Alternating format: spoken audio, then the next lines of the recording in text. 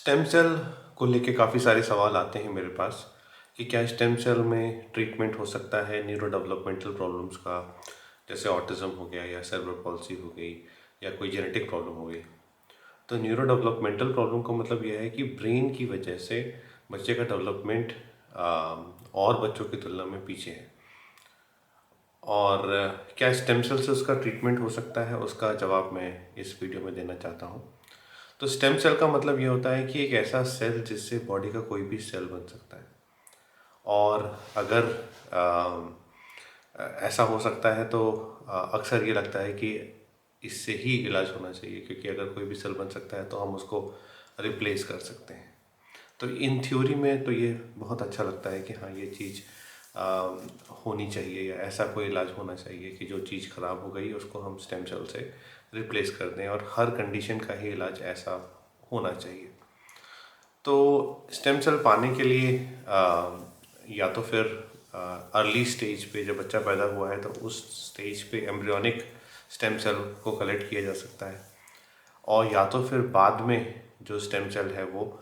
Collect करके वापस शरीर में दिया जा सकता है। तो एक इम्पॉर्टेंट बात यह है कि जो भी स्टेम सेल है वो वापस से शरीर में देना है, वापस से शरीर में देना है। तो उसके लिए सबसे पहले हम बात करेंगे क्या क्या रिस्क हो सकते हैं स्टेम सेल में। तो क्योंकि वो वापस से शरीर में आ रहा है तो कभी कभी रिजेक्शन हो सकता है, शरीर का रिजेक्शन हो सकता है। हालांकि उसका रिस्क कम रहता है मगर वो रिजेक्शन हो सकता है। दूसरा, वो स्टेम सेल कोई भी सेल बना सकता है, तो उससे कभी कभी ट्यूमर के रिस्क बहुत बढ़ जाते हैं कि ट्यूमर अगर हो गया तो वो रिस्क स्टेम सेल ट्रांसप्लांट में बढ़ जाते हैं। और अब हम देखते हैं कि कैसे स्टेम सेल काम कर सकता है। तो अगर कहीं पे कोई इन्फ्लेमेशन हो रहा है, इन्फ्लेमेशन का मतलब यह है कि वहाँ पे कुछ ऐसा है जो डैमेज कॉन्टिन्यूस चल रहा है और उसकी वजह से शरीर जो है वो उसको रिस्पॉन्ड कर रहा है और डैमेज जो है वो भी चल रहा है, तो एक ऐसा एरिया है जहाँ पे डैमेज हो रहा है। तो अगर कोई न्यूरो इन्फ्लेमेटरी डिसऑर्डर है तो ये मान के अगर स्टेम सेल दिया जाता है, या फिर ऐसा सोचा जाता है कि जो ब्रेन का फंक्शन थोड़ा सा इम्पेयर हो गया है वो स्टेम सेल जो है वो रिप्लेस कर सके, या फिर कोई इम्यून, अपनी ही बॉडी का कोई इम्यून का प्रॉब्लम है जो ब्रेन के फंक्शन को इम्पेयर कर रहा है, उसको ख़राब कर रहा है, तो उसको रिपेयर करने के लिए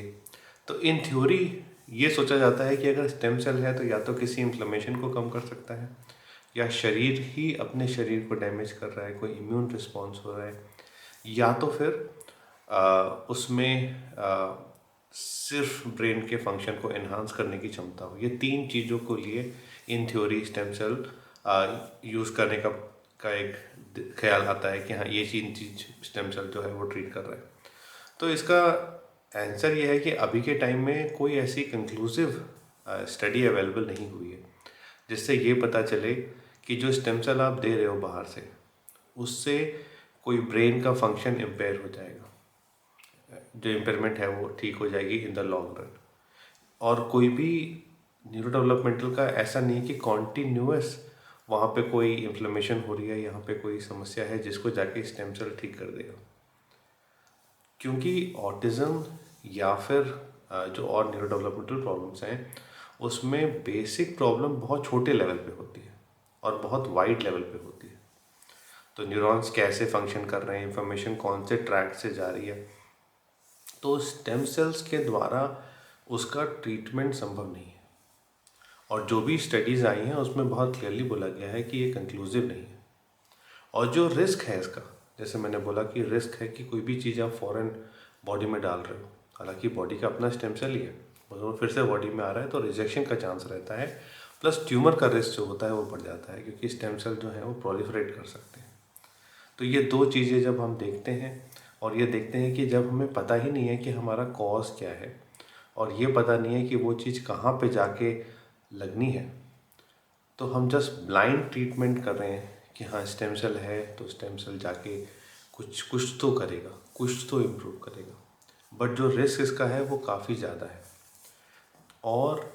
इंडिया में सुप्रीम कोर्ट ऑफ इंडिया का जजमेंट है कि स्टेम सेल बैन है। तो मैं आप लोगों से अनुरोध करूंगा कि स्टेम सेल को ट्रीटमेंट समझ के किसी भी न्यूरो डेवलपमेंटल प्रॉब्लम में ना जाए और अच्छे डॉक्टर से आप उसका रिव्यू कराएं कि डायग्नोसिस क्या है, कॉज क्या है,